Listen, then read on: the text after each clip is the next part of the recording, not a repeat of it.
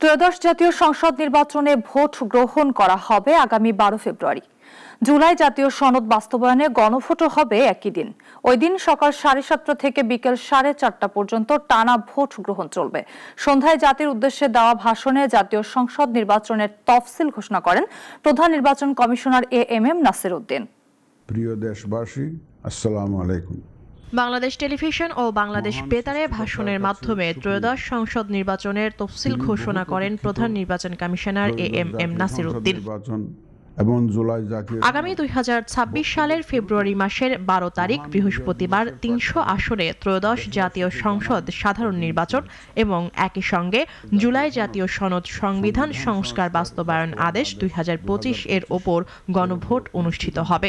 সকাল 7:30 থেকে বিকাল 4টা পর্যন্ত ভোট গ্রহণ চলবে।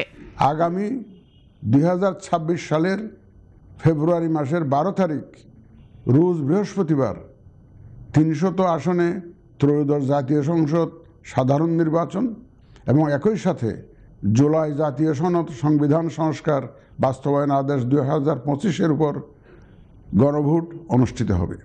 ঘোষিত তফসিল অনুযায়ী সংসদ নির্বাচনে প্রার্থীদের মনোনয়নপত্র জমা দেওয়ার শেষ সময় 29 ডিসেম্বর, মনোনয়নপত্র বাছাই 30 ডিসেম্বর থেকে 4 জানুয়ারি, রিটার্নিং কর্মকর্তার সিদ্ধান্তের বিরুদ্ধে আপিল দায়ের 11 জানুয়ারি এবং আপিল নিষ্পত্তি হবে 12 থেকে 18 জানুয়ারি।